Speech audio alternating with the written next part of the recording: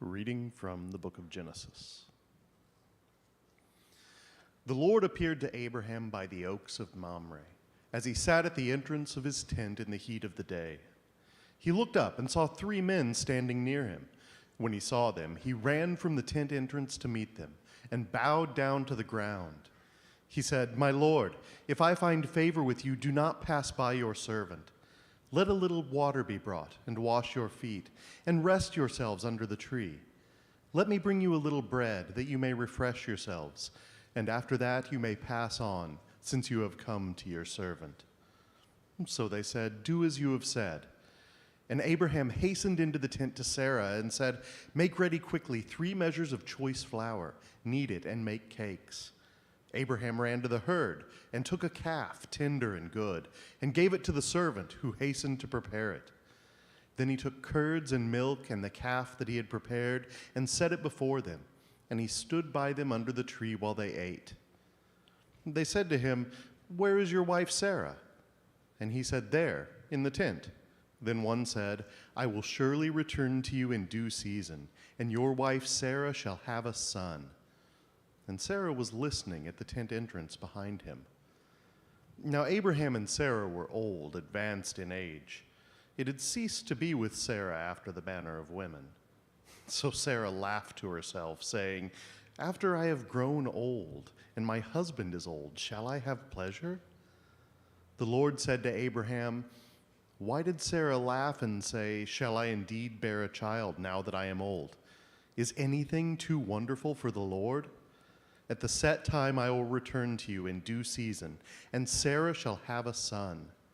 But Sarah denied, saying, "I did not laugh," for she was afraid. He said, "Oh yes, you did laugh."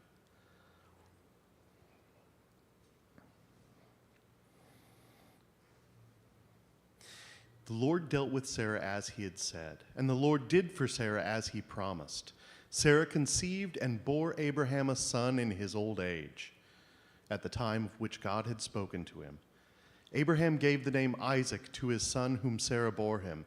And Abraham circumcised his son Isaac when he was 8 days old, as God had commanded him. Abraham was 100 years old when his son Isaac was born to him. Now Sarah said, "God has brought laughter for me. Everyone who hears will laugh with me." And she said, "Who would ever have said to Abraham that Sarah would nurse children? Yet I have borne him a son in his old age."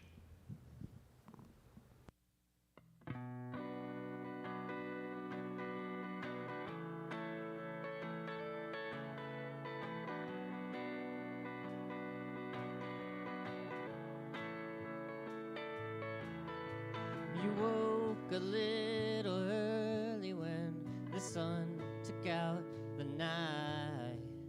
In another city, song was turning on a light.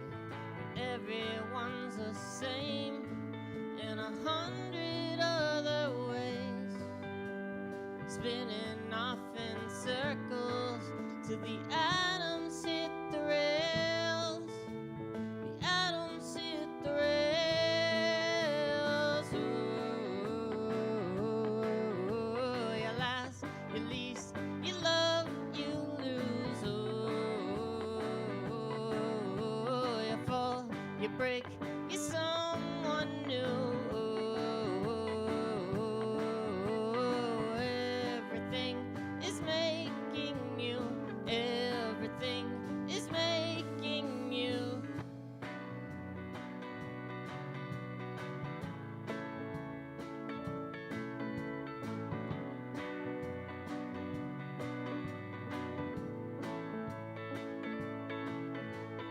All the lives you're walking by will shed a little light, intertwining storylines. Oh, everything's alive, but all the past won't take you to the middle of the maze. We are all the same in 100 other ways. Oh, you last, you least, you win, you lose. Oh,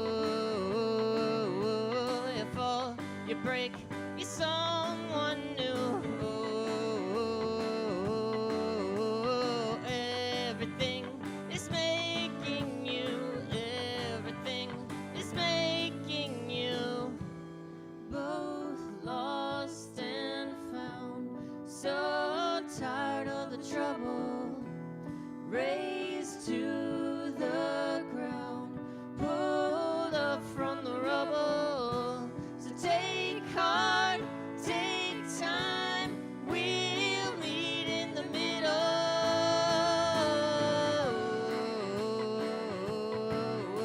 You last, you least, you love, you lose. A death, a life, you're someone new. You last, you least, you love, you lose.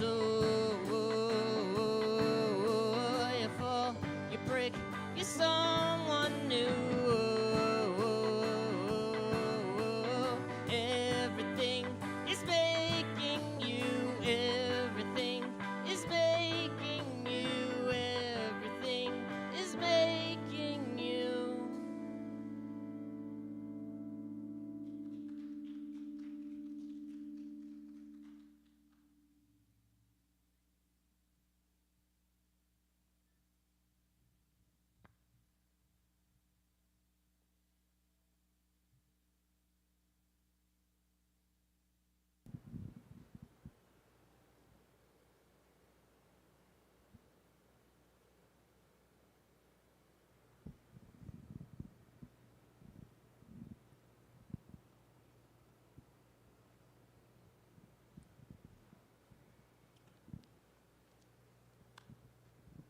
A reading from the book of Romans. Therefore, since we are justified by faith, we have peace with God through our Lord Jesus Christ, through whom we have obtained access to this grace in which we stand, and we boast in our hope of sharing the glory of God. And not only that, but we also boast in our sufferings, knowing that suffering produces endurance, and endurance produces character, and character produces hope. And hope does not disappoint us, because God's love has been poured into our hearts through the Holy Spirit that has been given to us. For a while we were still weak at the right time. Christ died for the ungodly. Indeed, rarely will anyone die for a righteous person, perhaps for a God. Perhaps someone might actually dare to die. But God proves his love for us, in that while we still sinner, Christ died for us.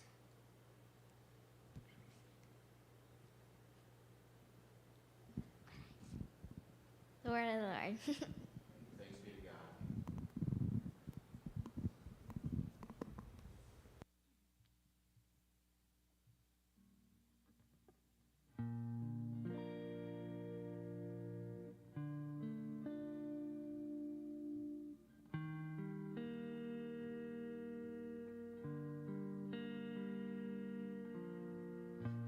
The Atlantic was born today, and I'll tell you how.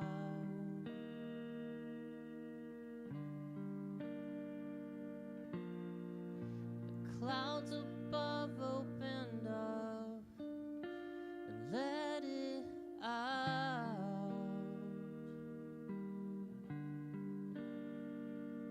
I was standing on the surface of a perforated sphere when the water filled every hole, and thousands upon thousands made an ocean, making islands where no island should go. Oh no.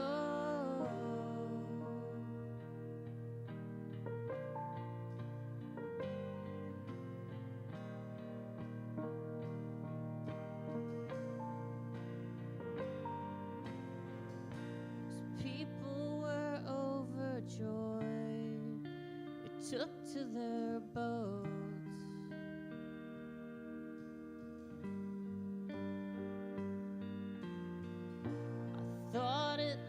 like a lake and more like a moat.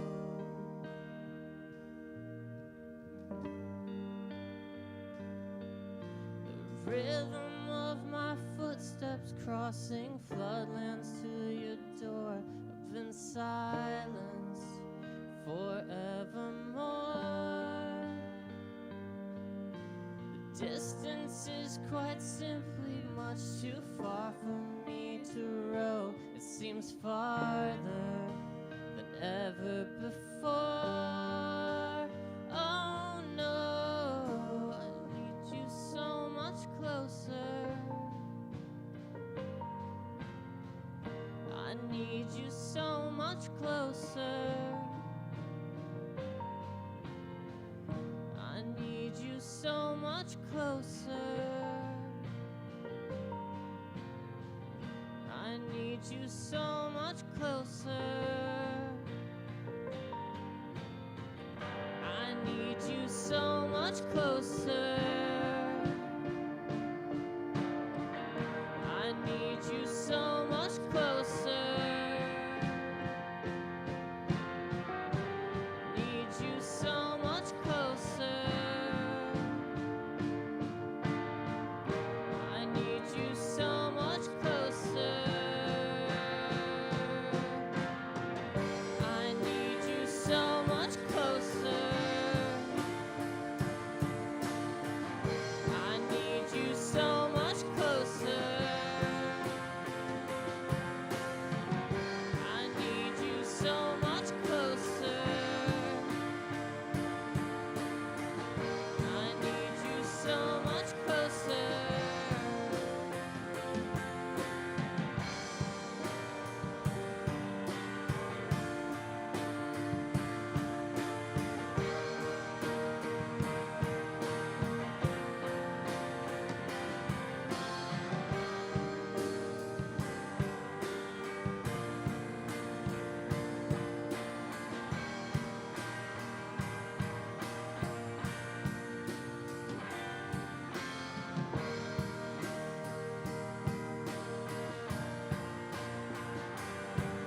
Come on,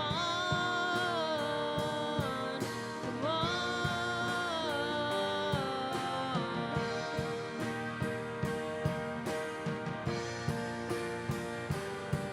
Come on, come on.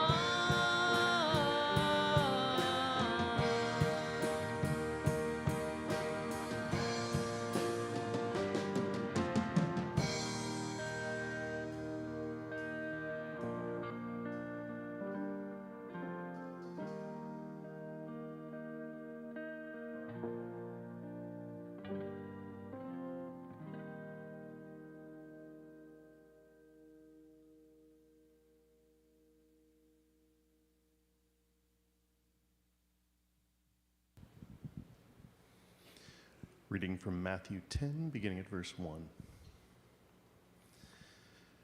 Then Jesus summoned his 12 disciples and gave them authority over unclean spirits to cast them out and to cure every disease and every sickness. These are the names of the 12 apostles. First, Simon, also known as Peter, and his brother Andrew. James, the son of Zebedee, and his brother John. Philip and Bartholomew. Thomas and Matthew the tax collector. James, son of Alphaeus and Thaddeus. Simon the Cananean, and Judas Iscariot, the one who betrayed him. These 12 Jesus sent out with the following instructions. Go nowhere among the Gentiles, and enter into no town of the Samaritans, but go rather to the lost sheep of the house of Israel. As you go, proclaim the good news. The kingdom of heaven has come near. Cure the sick, raise the dead, cleanse the lepers, cast out demons. You received without payment, give without payment. Take no gold or silver or copper in your belts, no bag for your journey, or 2 tunics, or sandals, or a staff, for laborers deserve their food.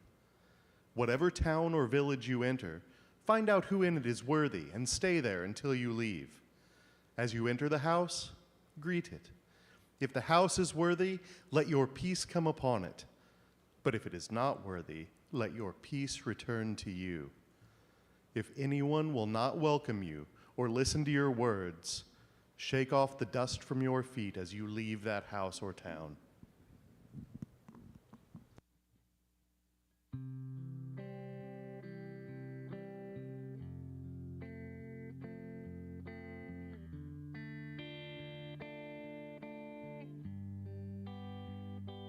I see the world breaking and falling apart, and I don't know what to do with it. What to do with it? I see hate building up all of these walls, turns family into enemy. What do we do with it? I see love rising like a hurricane, rising like a dead man coming up out of the grave. I feel love rising in my chest again, rising like a burning sun into the day.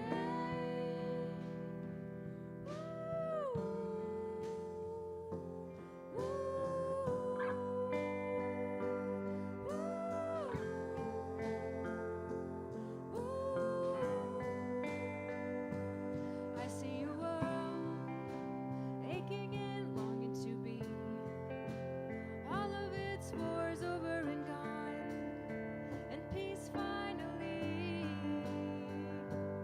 in every heart. This is where all of this starts. You and I and our differences, and what we do with it. I see love rising like a hurricane, rising like a dead man coming up out of the grave. Ooh, I feel love rising in my chest again, rising like a burning sun into the day. I see love rising like a hurricane, rising like a dead man coming up out of the grave. Ooh, I feel love rising in my chest again, rising like a turning sun into the day.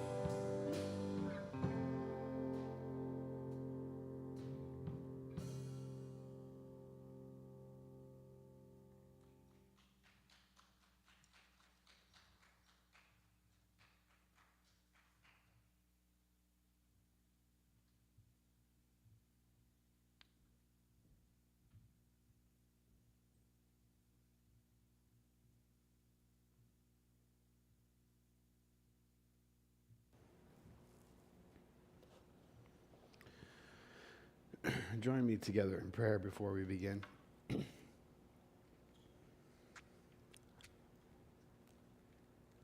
God, we want to lift up our dear sister Marion this morning, who is hurting. We ask that you would bring her encouragement.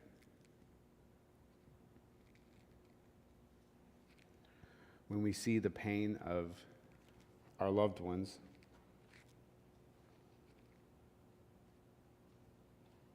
since we do not share the direct pain of their loss, we have the pain of anger and confusion.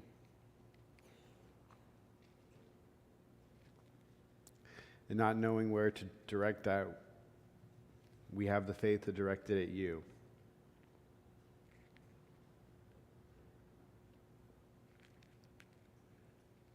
And so we ask that you would bind up all of the feelings and emotions within Marion's heart and ours, and direct them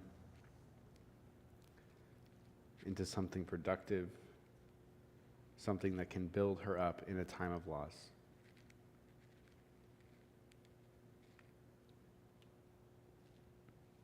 Amen.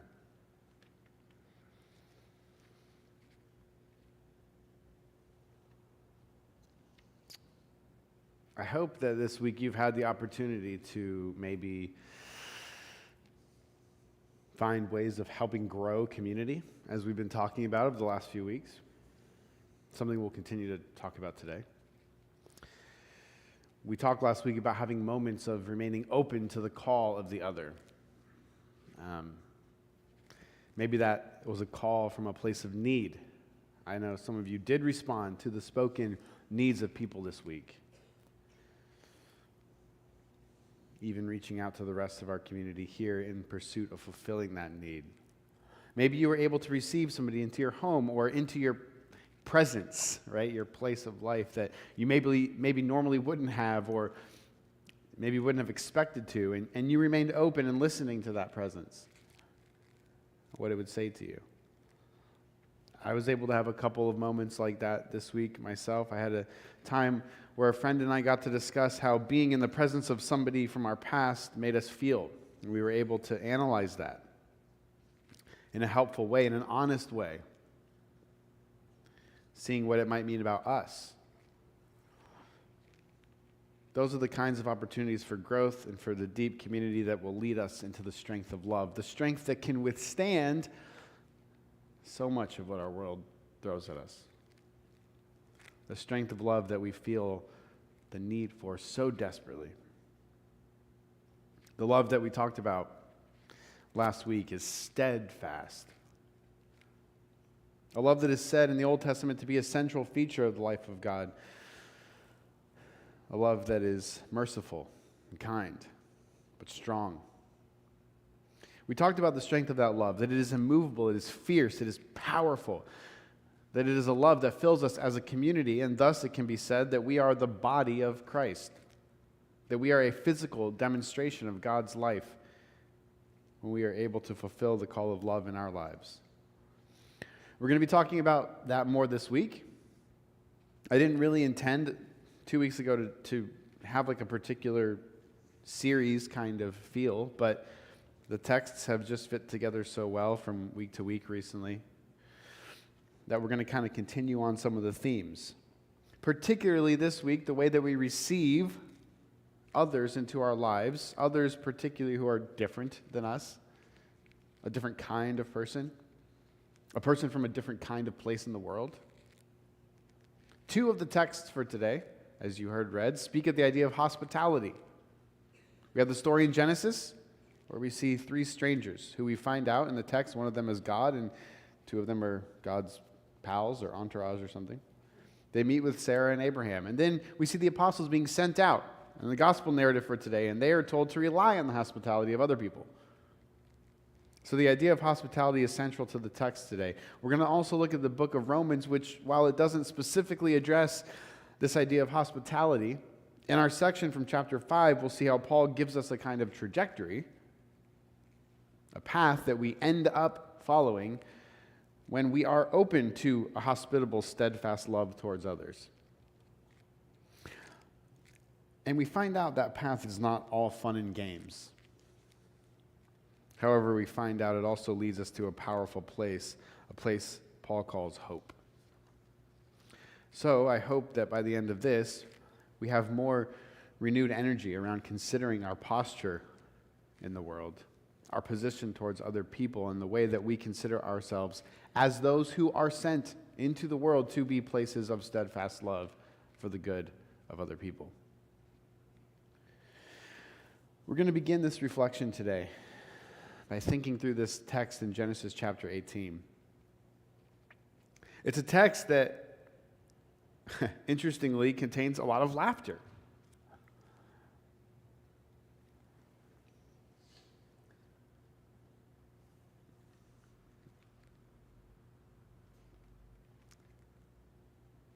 The other day, Braylon, I'm going way off script here. The other day, Braylon, I forget what I said, but he's like, you shouldn't joke about that. If you know me, that could probably be said pretty often.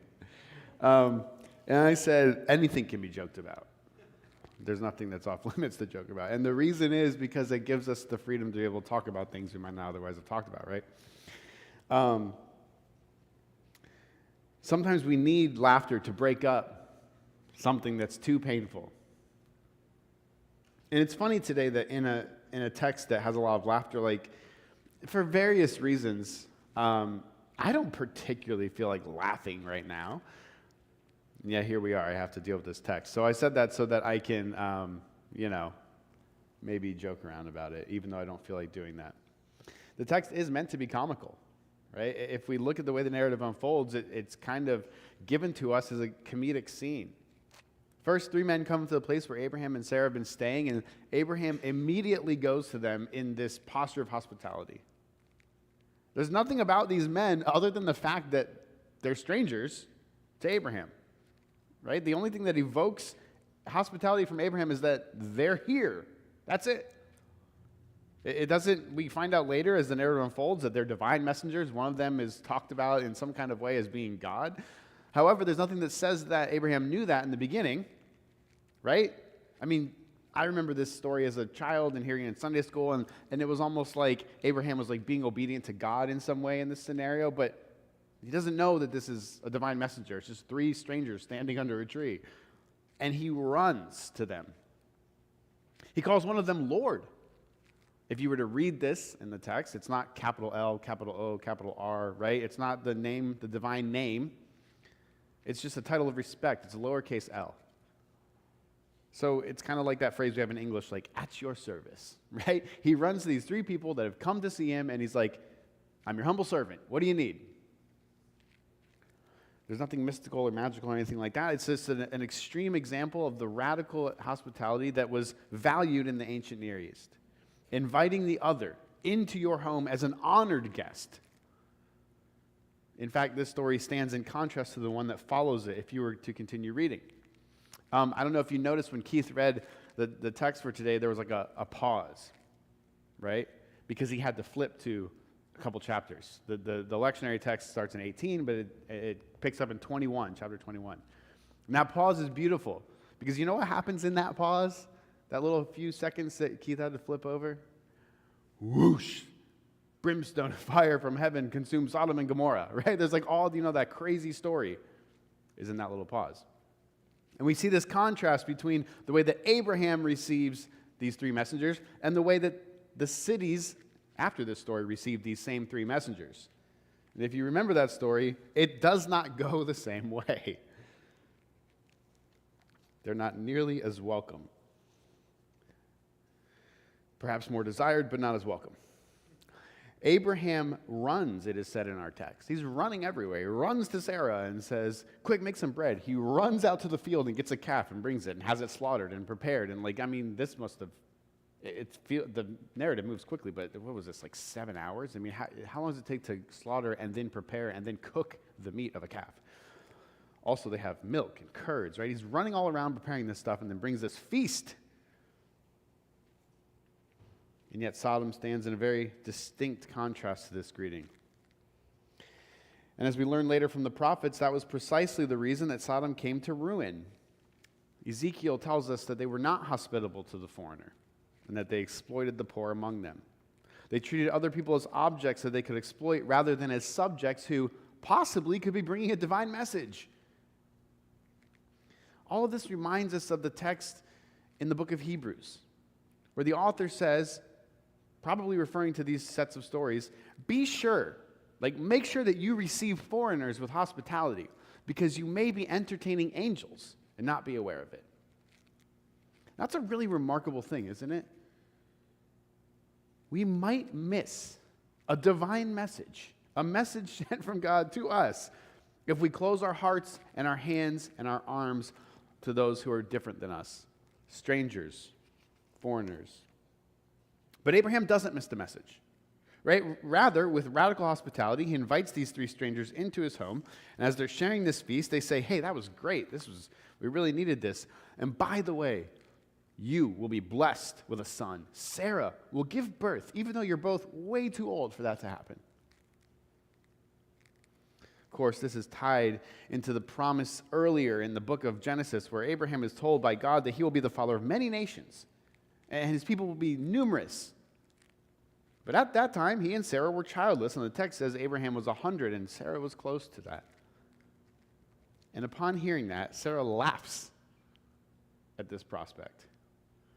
Can I really experience all of this at my age? If you remember how it was phrased in the text, everything that goes along with that, can Abraham actually experience this at our age? And then from there on, laughter kind of takes over the narrative. God says, why did Sarah just laugh? And Sarah says, I didn't laugh.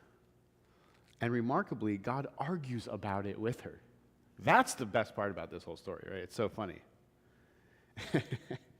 And Keith kind of read it in a proper, liturgical way.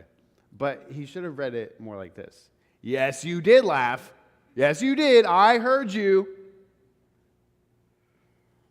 The reason why this repetition of laugh is important, and why it's important that we have this little seemingly very odd piece that God feels necessary to argue with Sarah about her actually laughing, is that the text goes on to say that Sarah embraces this absurd joy for herself.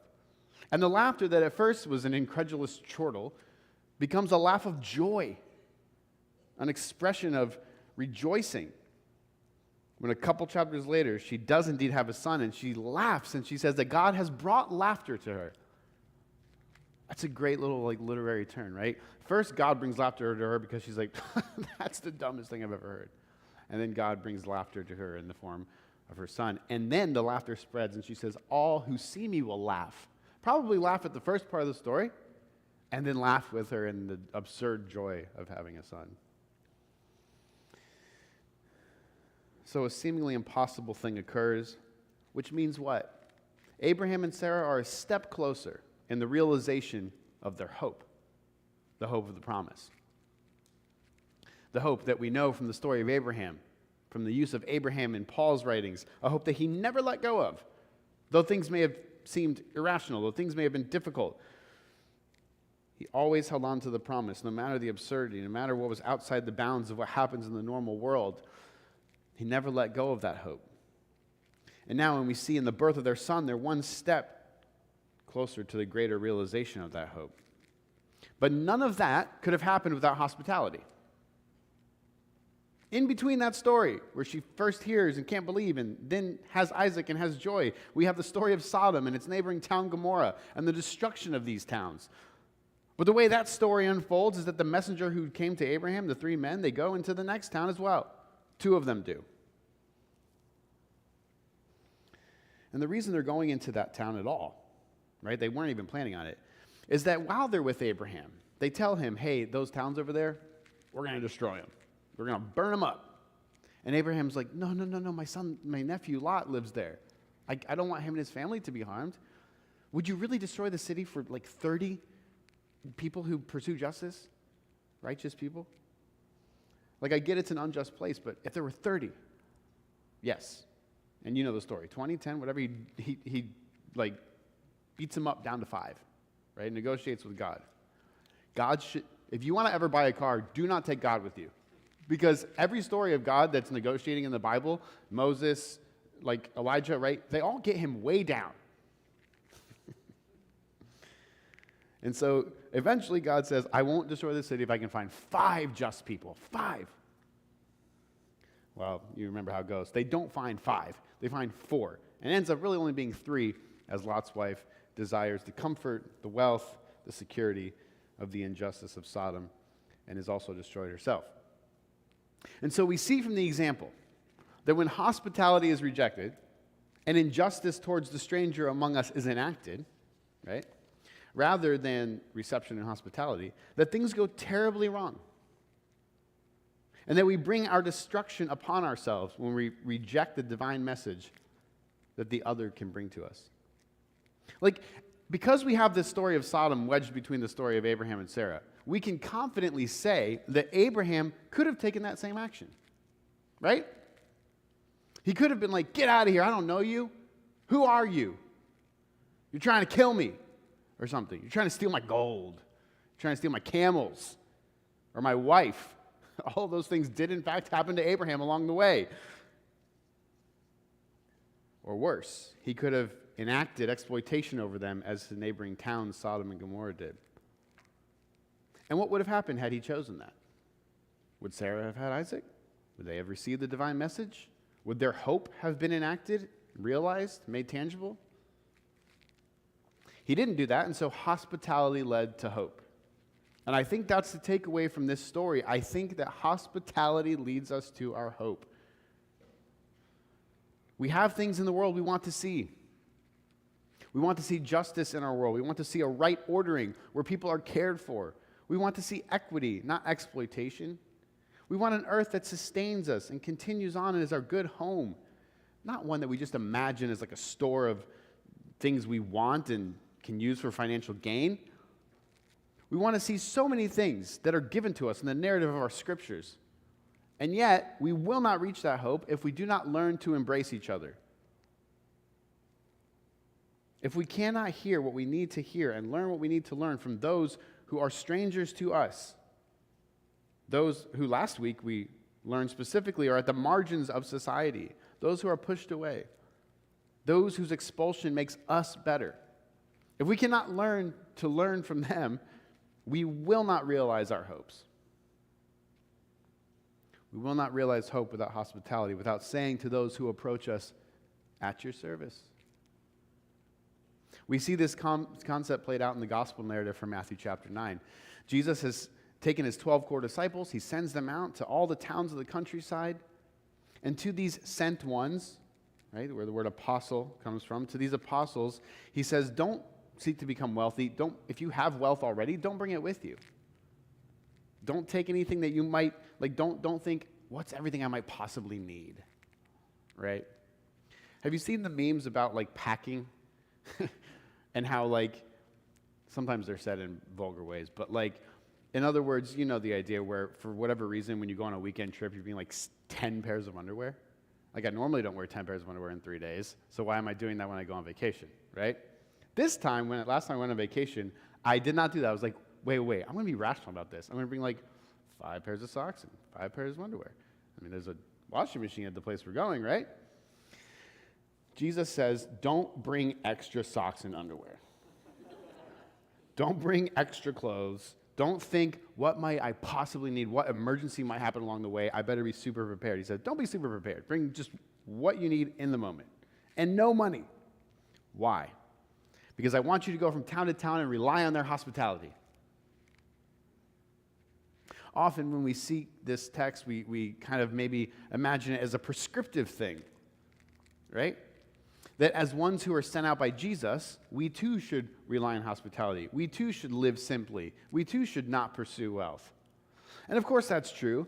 It is truly something to be despised and to literally call down fire from heaven to consume churches and church leaders who grew wealthy through the generosity of others. They will be burned up like hay, nothing left of value, because they are valueless to our world. So it's true. But I wonder if it is less a way of making sure the disciples live holy lives and more of a way to give the towns a chance to embrace God's kingdom.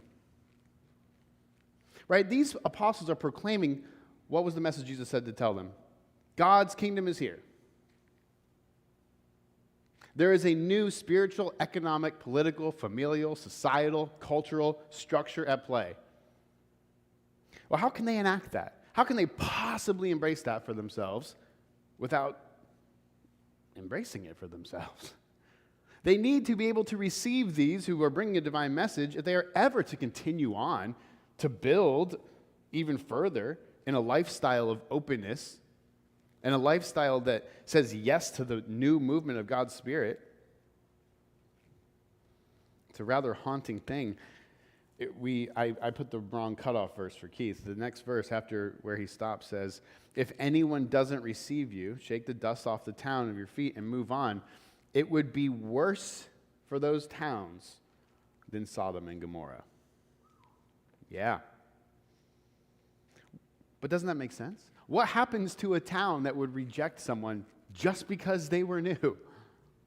Where do they end up? When things get heavy with Rome, right? Let's think about this Jewish countryside, this Judean countryside. When things start to get heavy with Rome, the boot drops even more, violence starts erupting. Will a town like that who rejects strangers, will it withstand the onslaught? Will they have the tools at their disposal to care for each other, to lend mutual aid, to network with other small towns in a survival strategy, to support each other materially? It's not likely. You know, preppers are interesting people. People who stockpile supplies for potential disasters, or in some cases, like post-apocalyptic scenarios, right? But that's not real prepping. Do you want to prep for a zombie apocalypse? No? Not really. Caleb's like, just eat me. I don't care. I'll be a zombie. Do you want to prep for a disaster scenario? Learn to have people in your home and share food. Get really good at generosity. Practice relying on your neighbors for things.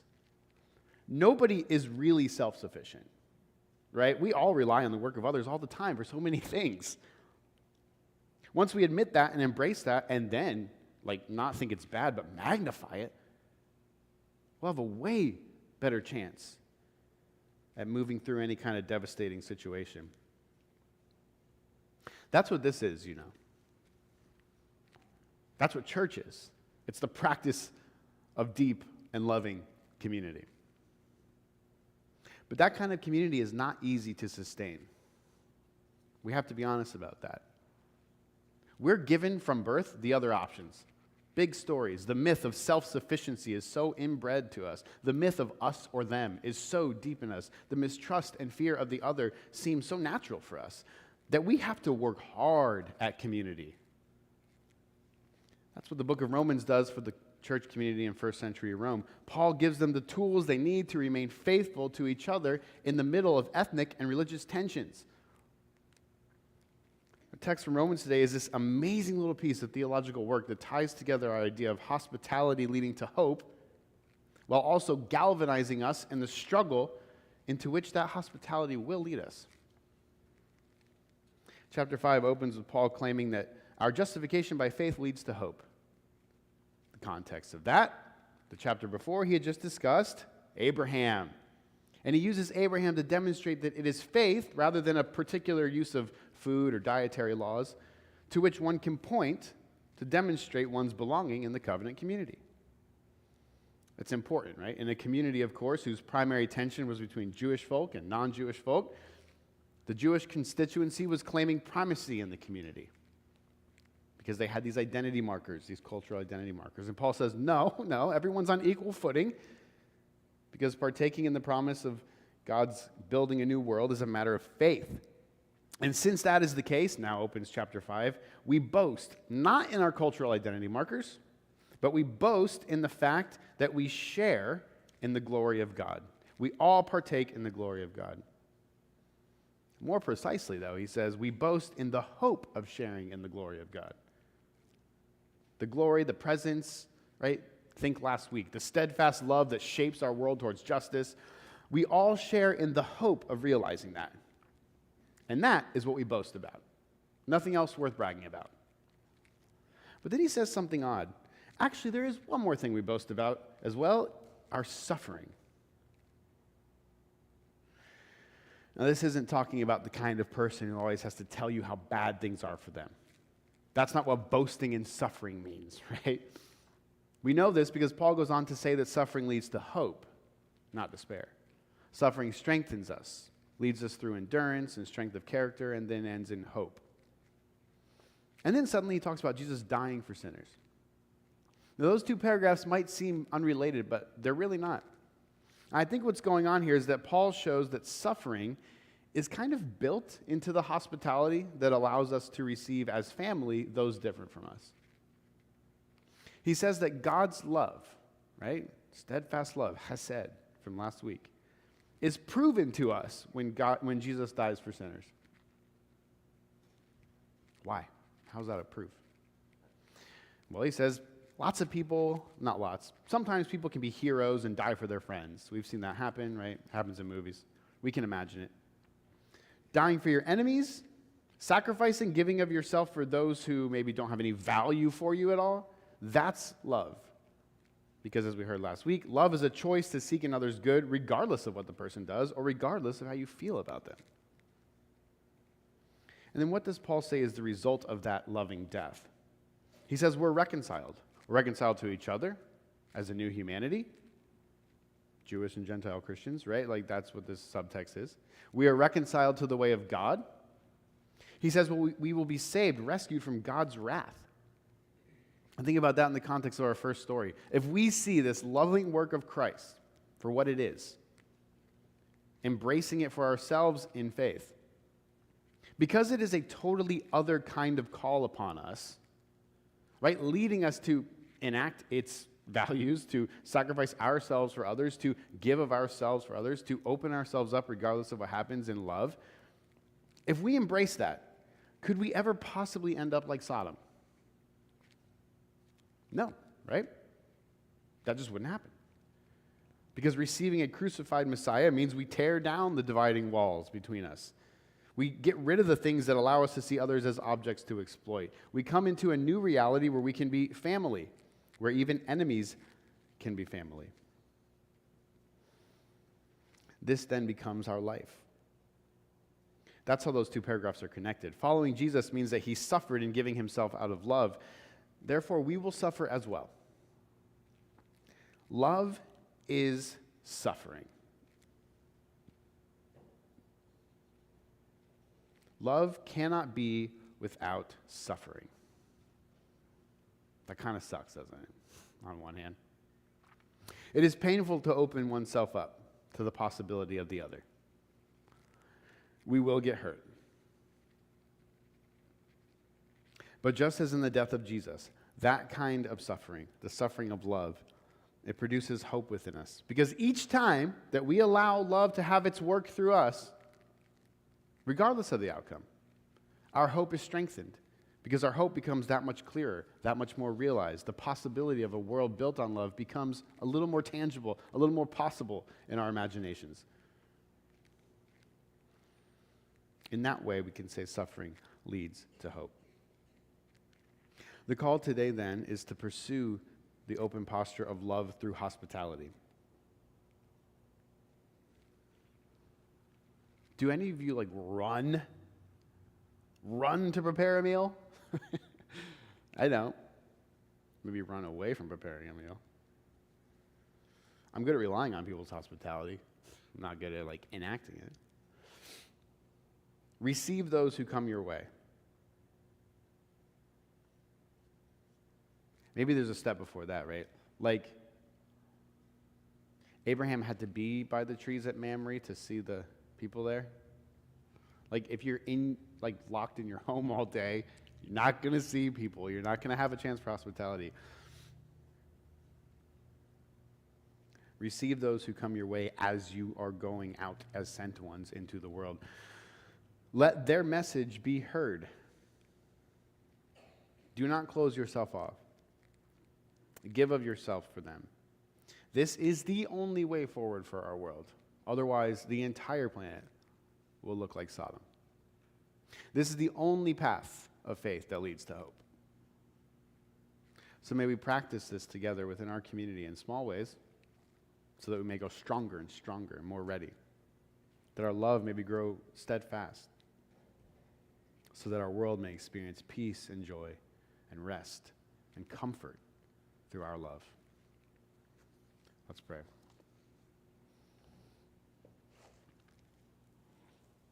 God, give us love. Love casts out fear. I was going to say give us courage, but courage comes through love. May our imaginations be ignited. Give us moments of quiet reflection. Sometimes we miss what is before us because we're too busy going on to the next thing. Let us allow for holy interruptions.